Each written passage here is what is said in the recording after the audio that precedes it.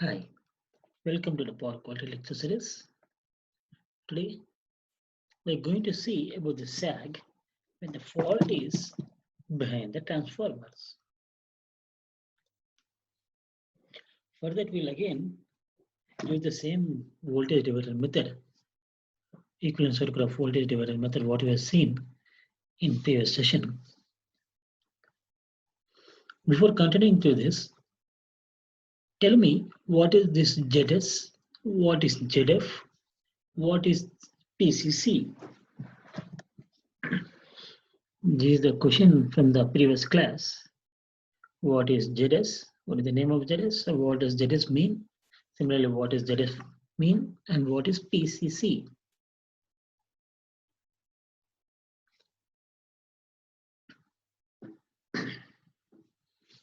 Yes, right. As you said, ZS is the source impedance. ZF is the feeder impedance. Also, it includes the fault impedance, if any. And PCC is the point of common coupling. As you can see, the impedance between this fault and the PCC not only consists of this cable, but also it consists of some power transformers, which is not mentioned in the figure. So what does this transformer do? A transformer have a rather large impedance among others to limit the fault levels. You know that fault level is depending on the impedance. Okay, so what this transformer do is because this transformer has large impedance, and this can limit the fault levels on low voltage side. So the presence of the transformer between the fault and the PCC will lead to relatively shallow sag, or you can say sags. Now you can see this is the power system with the fault at 2 voltage levels. Okay, so the fault at 33 kV line, as you can see, and also the fault at the 132 kV, 132 kV. So you can just see here that this is the data. The transformer what I'm using is 132 by 33 kV transformer, and it is fed from a 132 kV line, as you can see here.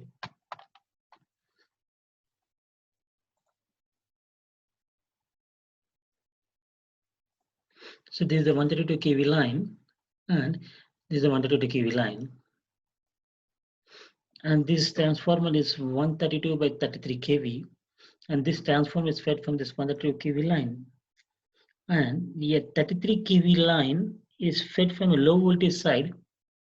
Okay, so this is the 133 kV line is fed from the low voltage side of the transformer. This is the low voltage LV side of the transformer, and this 33 kV line is fed from this LV side of the transformer. Okay, and where is the fault level? These are where are the fault levels? Fault levels are at, these are the places where we are assuming the fault levels. Okay, fault levels are at 3000 MVA at 132 kV line and 900 MVA at 33 kV line. Therefore, what I'm doing is I'm considering transformer faults at the two levels, one at 33 kV, or you can say LV side or HV side. I'm considering full faults at the both LV side and HV side, and as per this, I'm considering the fault levels at 132 kV line and 33 kV line. And these are the values of the impedance. ZS is 5.81 and ZF is 13.5 ohms plus Z into L. If you can remember, this is the equation what we are using to convert the impedance in terms of distance. So now why all this we are trying to see is what we are trying to see is we are trying to see where the effect of the sag will be more, either here at the 33 kV line or near or at this 132 kV line. So with this we can conclude by saying this or by calculating this we can conclude a conclusion where the effect of the fault near the transformer will be more, either on LV side or HV side. So for this to start with the calculation, we need to go back to our basics, and the basics what we have is voltage sag equation, and the voltage sag equation So voltage sag is given as in terms of impedance ZF by ZS plus ZF. Just substituting it. Because this is the transformer, with the Z is the feeder impedance per unit length and L is the distance, which you already know. Now what we are going to do is we are trying to calculate this impedance in this because one is 33 kV and we are going to convert on the base of 33 kV. Okay, sorry, with reference to the 102 kV line and with reference to 132 kV or with reference to high voltage level, the impedance what you can use the same the impedance what the formula you use if in per unit system it's a recollection from a per unit system. Okay, so we anticipate you at this level that you know how to calculate the equivalent impedance from LV side and HV side. So using that concepts here, bringing back. So equivalent impedance, we have calculated this, that is 0.3 ohms at 33 kV line with reference to 132 kV. Okay. So the results of this calculation, you can see here, this is the result of the calculation. So after you go through this calculation, so this is what you get here. And what you can observe here is, I'm not much interested about the mathematical calculation because that's already you've seen so far in how to calculate equivalent impedance, per unit, all these you have seen. But what the thing that is important here for me to discuss is this: you compare here, you see the analysis here. You can see this is the 132 kV line and this is the 33 kV line. So what the important thing that you can figure out from this is the sag due to 33 kV faults are less severe than faults due to 132 kV. Okay, you can see this is the sag. So this is the sag. So this is the 132 kV line and this is the 33 kV line and this is the sag. So this is higher sag. Therefore, the sag due to 33 kV line is more severe because this is more sag here than 132 kV. So what is this? So this is the location. So this at this particular location fault is more severe when compared to this. Okay, that's what we are trying to conclude. So often the source impedance at certain bus is not immediately available. Now coming to this is all about the fault levels, but instead the fault level is available.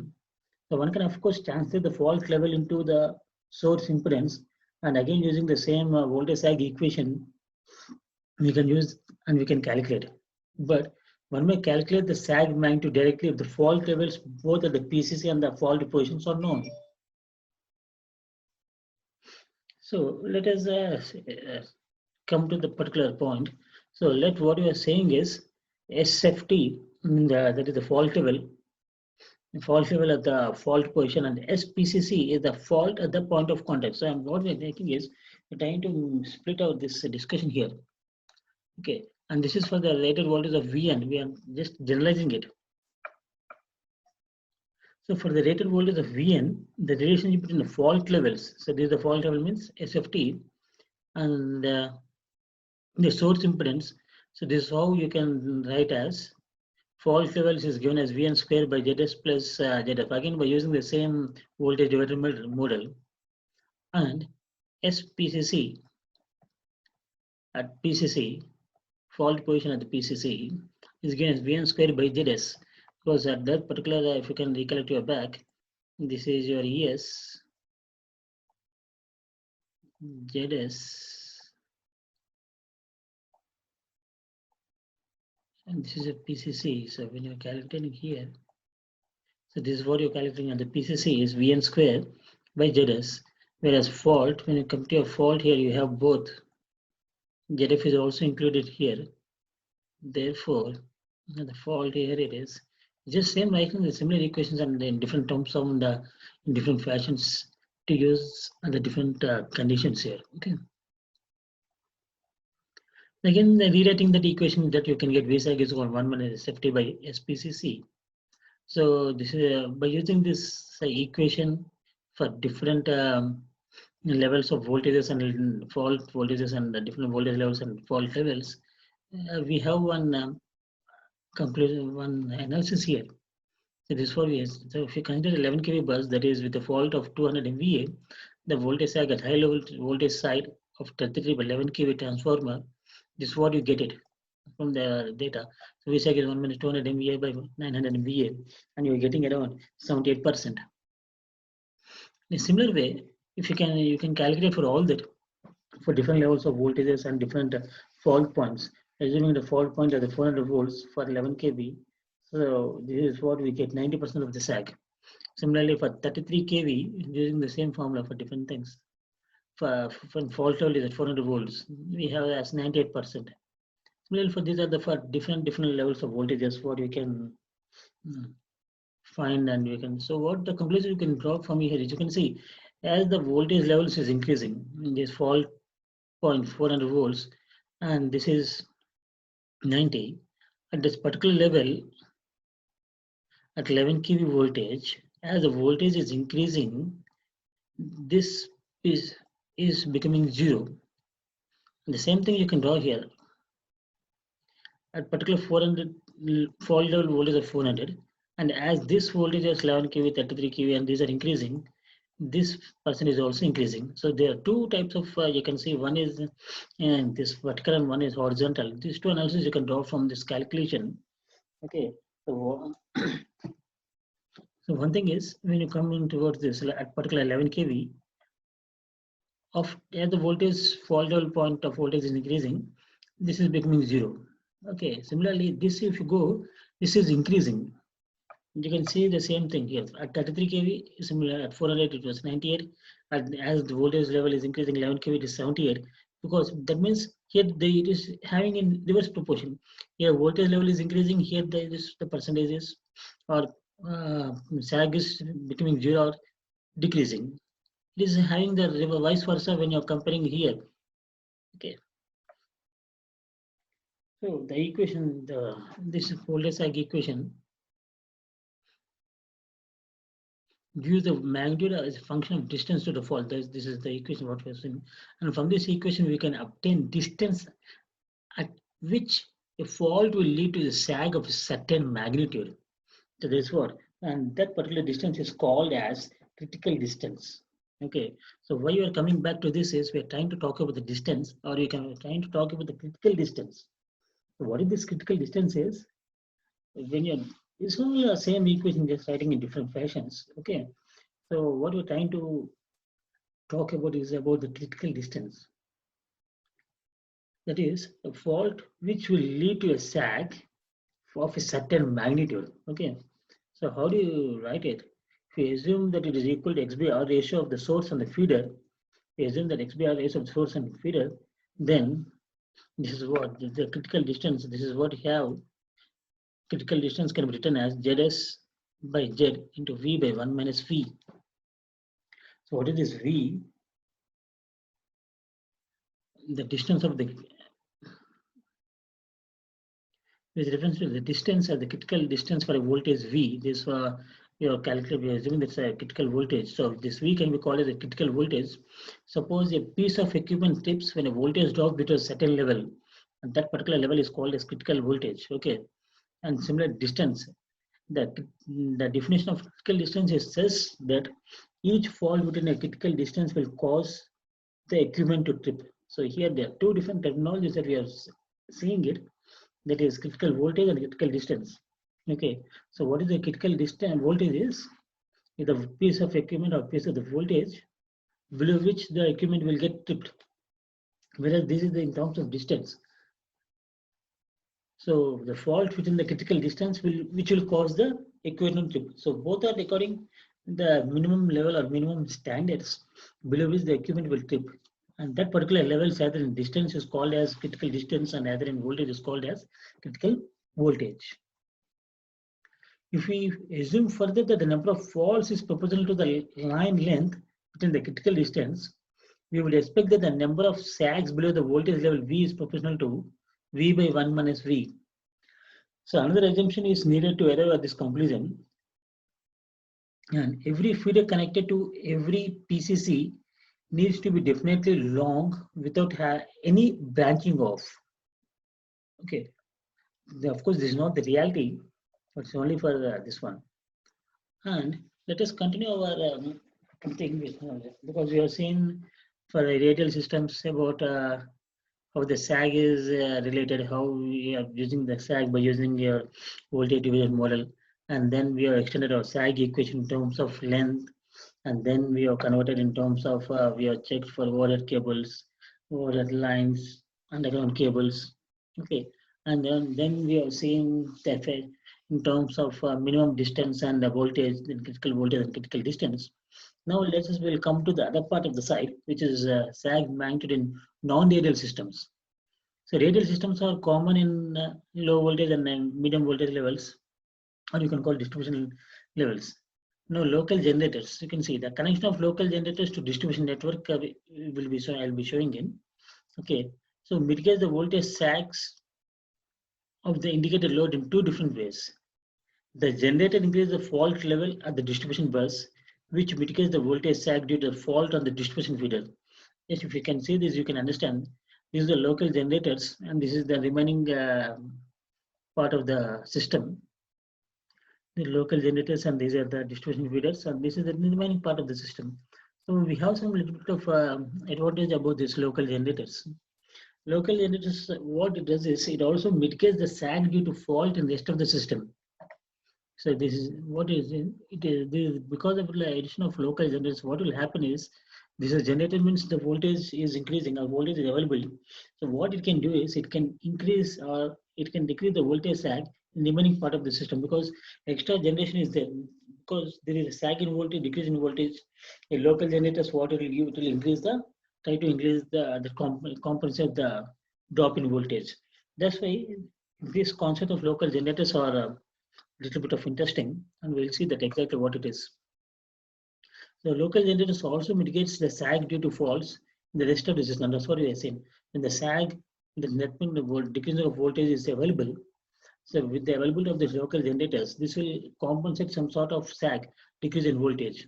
Okay, so let us see about the equivalent circuit. So my equivalent circuit, this equivalent circuit will be consisting of four impedances. Okay, hold on. This impedance will be consisting of four impedances.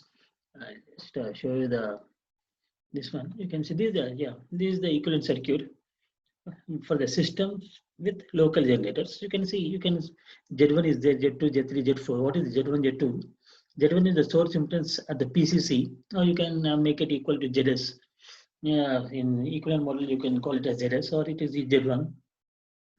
Z2 is the impedance between the fault and the PCC, or you can call similar to ZF. So this is the model what you have seen till now.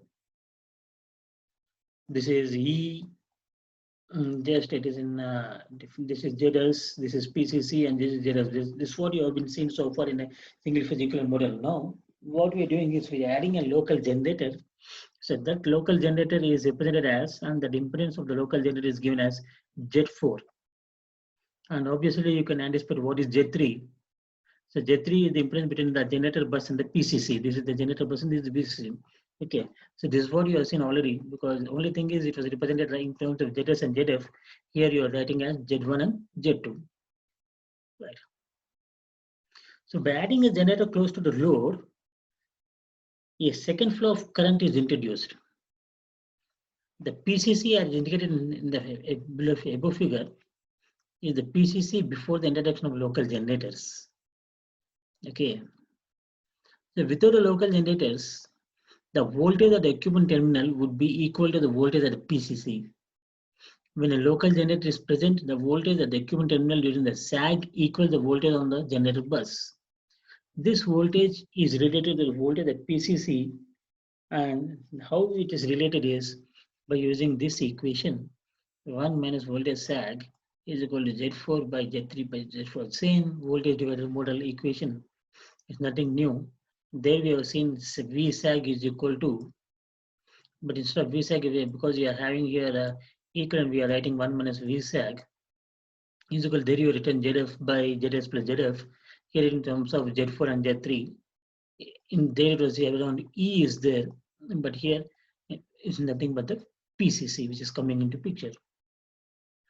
So the voltage drop at the generator bus is Z4 by Z3 plus Z4 times the voltage drop of the PCC.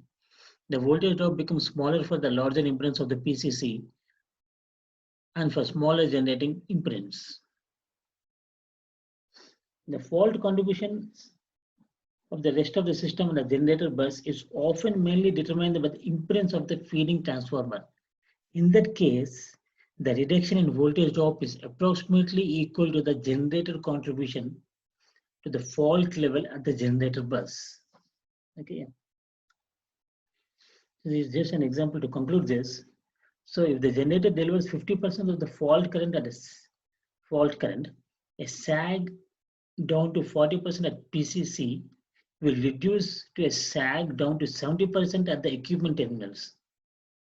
Okay, just I'll repeat it if you want. The generator delivers 50% of the fault current, a sag down to 40%. So what is happening here? So what is the drop in voltage here? 60%. And this will reduce to sag to 70%. That means now what is the drop in voltage? 30%. Okay, so this is what the local generators are doing. Well, before it was what is the drop? 60% is the voltage drop, but with the inclusion of the generators, the voltage drop is now only 30%. Okay, so from the equivalence figure, we can conclude that there is a non-zero minimum sag magnitude. Even if the fault at the PCC will no longer cause the sag down to zero, but a sag of magnitude, the minimum magnitude. So what will happen is this sag will not become zero. So you might think that because of the local generators, it will come to zero. No, but there will be some minimum level that will be maintained, and that minimum voltage or minimum sag is called as V minimum, a minimum sag, and that is Z3 by Z3 plus Z4. What is Z3? Z3 is the impedance between the PCC and this feeder, and whereas Z4 is the impedance of the local generators. Therefore, because of this impedance, this particular minimum voltage or voltage sag will be available, but it will not be any zero sag. Right. Thank you.